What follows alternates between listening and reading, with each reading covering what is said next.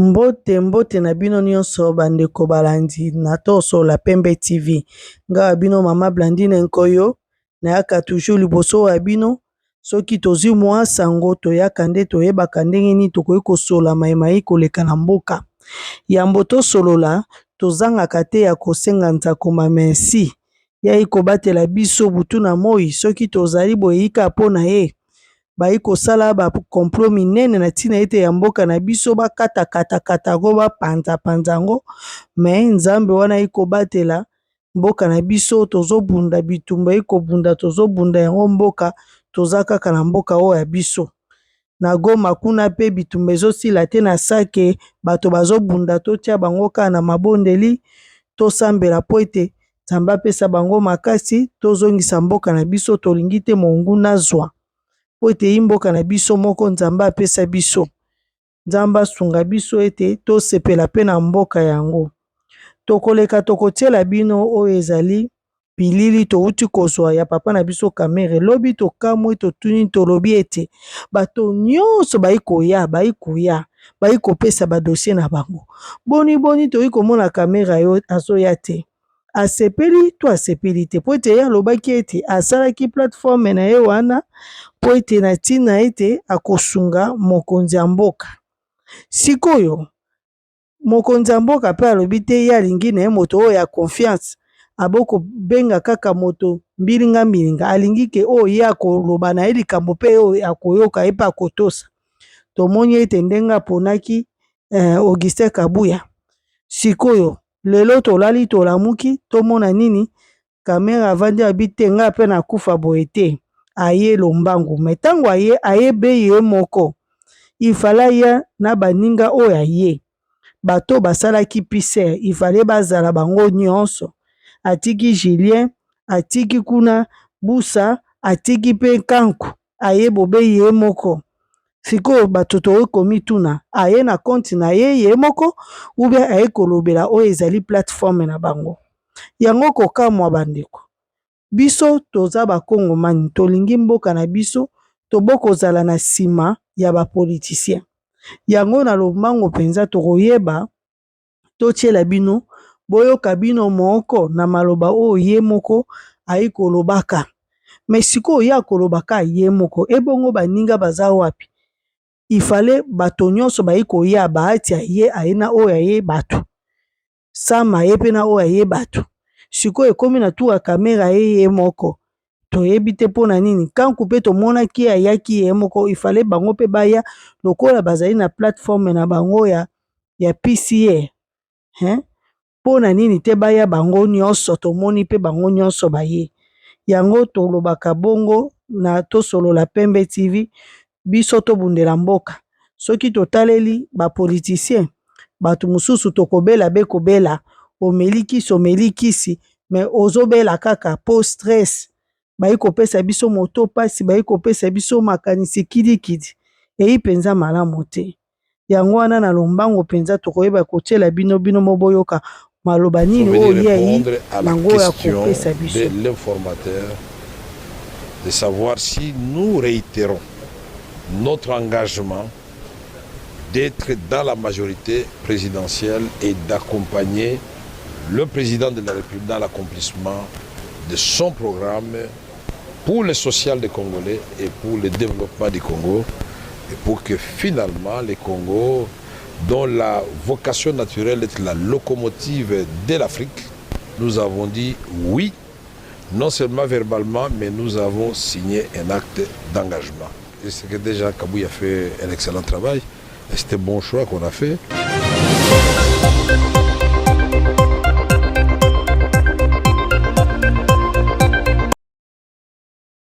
Bandeko awa esika ya wapi pe toyi kotiela bino video bokoyoka tato ya biso Ibrahim oyo tato ayi kolobaka makambo ya badepute makambo mbongo ya mosolo ayi pe koloba makambo ba ministre mbongo ifo ekita bato mingi balobi ete ya ayi dictateur po ete ayi soda aye na makambo nyonso bosoda eyi malamu te bongo pona ni azoloba bongo yango na lombango tokotiela bino moko boyoka mai nini oyo ya ayi koloba tolanda. Qu'ils disent la vérité à leurs dirigeants. Au Burkina Faso, lorsqu'il s'est agi pour nous de contribuer donc pour que le FDS soit équipé. Les députés n'ont plus de salaire aujourd'hui. Ils n'ont que des indemnités de session.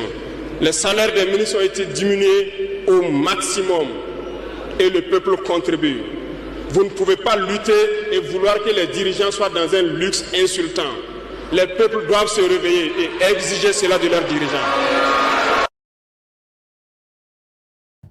Ndenge biso nyonso tosina koyoka makambo oyo ye alobi. Me bato mingi pe bai koloba ete babi non ya yi soda aina mondoki makambo oyo nyonso ayai kosala ngo kaka na kibosoda ezalaka pe bongo te. Politique ezalaka bongo te. Ifo babe basolola bamituna soki bato bakondima ye alingi koyoka moto te alingi koyoka moto te ayi kaka koya na mibeko na ye na mibeko na ye ayi kokata bato mbongo alobi bakata badepute bakata pe lokola oyo baministre bambongo ekita eske ezalaka bongo yi makambo ya kisoda.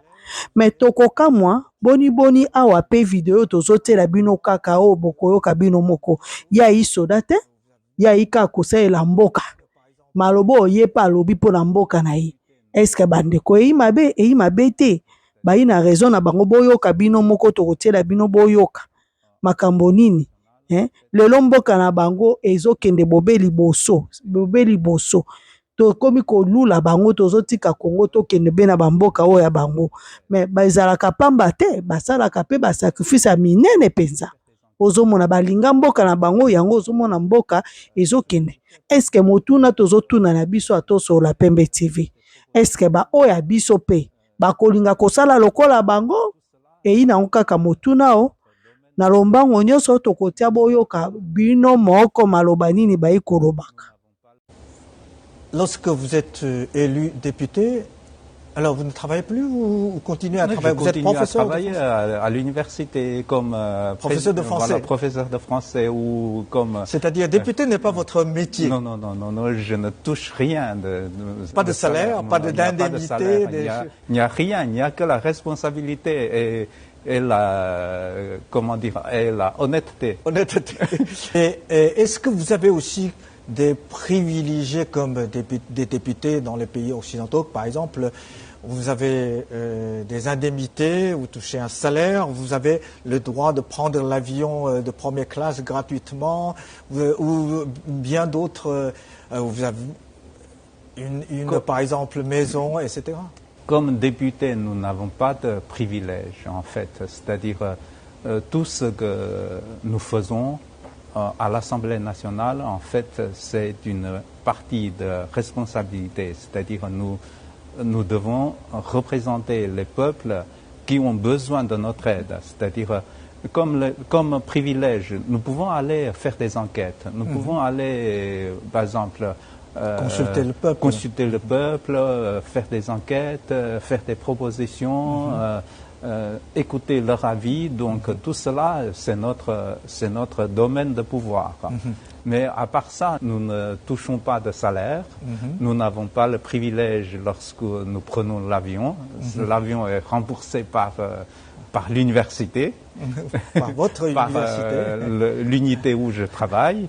Et donc nous n'avons pas de privilège spécial.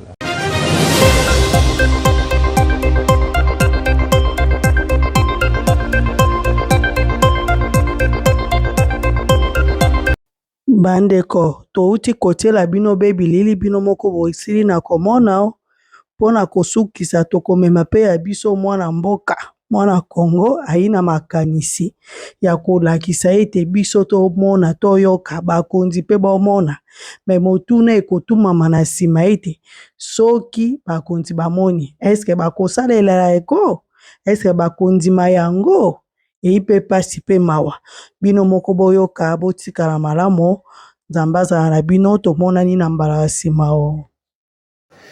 Bandeko bonjour. Lelo na décidé na salela bino plan ya muke ya développement rural oyo. Pour comprendre que bato bazo diriger biso baza mtema mabe. Pourquoi j'ai dit ça? Réduction ya train de vie ya ba institution na mboka na biso ezali déclic munene ya développement. Même développement ya muke à petit pas et ko ça le côté. que dépasser sur top Congo dire qu'il faut pas baxer la député mbongo po tango bazonga kakuna na fief na bango bakenda kokundela batu bibembe batu balanda ka bango sima batinde la bango mbongo bino ba mikala ba député oyo bakundaka. Est-ce qu'en France vous avez déjà vu un député a kokunda ibembe ya mutu? Non, responsabiliser ces gens bopesa bango misala au lieu de dire que vous augmentez les salaires des députés po bakenda kokundela bango bibembe. Ça n'a pas de sens. Bota la bateau bobo mona ke bazamita mabe. Nous avons 500 députés, 104 sénateurs et puis 65 ministres. Bongo bazwaka yangoyo. Soki bateau bandimi kaka balongo la bango $10,000, $10,000 bakotika na ba 11,000 et c'est beaucoup d'argent. Na bango nyonso totalité na bango bakosala 669 personnes. Au sali 10,000 to retirer bango fois 600 fois 669 pays et kozala chaque fin du mois, c'est de l'argent frais na 6 millions. Oyo bomoni awo. Bazui 6 millions ba diviser ango par 26 provinces. Donc chaque province est kozala na $257,000 frais chaque fin du mois. Alors province a kosala ni na mbongo oyo. Province a koki kotonga des écoles par mois. Des écoles à $40,000. Na ndenge biso toyebela ba école totanga $20,000 et kotonga école. Moutoua contredire en côté. Des écoles techniques à 50,000 et des centres hospitaliers à 50,000. Nganaza avocat ba médecin na yebi. J'ai des amis médecins. Bazana ba centre privé na bango. Ceux qui to sali pe ba calculer kokokata $25,000 te. Ce sont des centres hospitaliers de classe moyenne. 5 puits de forage à 25,000. 5,000. Un site de divertissement à $50,000. Fonctionnement. Bako créer une banque congolaise de développement et une structure autonome oye kosala makambo bako pesa ngo ba gouverneur te po ba détourner. Alors structure wane kozala na droit ya $20,000 chaque fin du mois pour na fonctionnement na bango. Alors province a kosalela totalité nyonso 235,000. Soki olongoli yango na mbongo ba pesa ki province a kotika la na réserve ya $22,000 chaque fin du mois. Donc imaginez au moins, chaque fin du mois, province Azana, des écoles techniques, des écoles normales, des centres, et puis fois 12. Ça peut faire combien? On n'aura pas besoin d'un projet de 145 territoires pour construire le Congo. Les grands projets seront assurés par le gouvernement, mais ça, batubako respirer.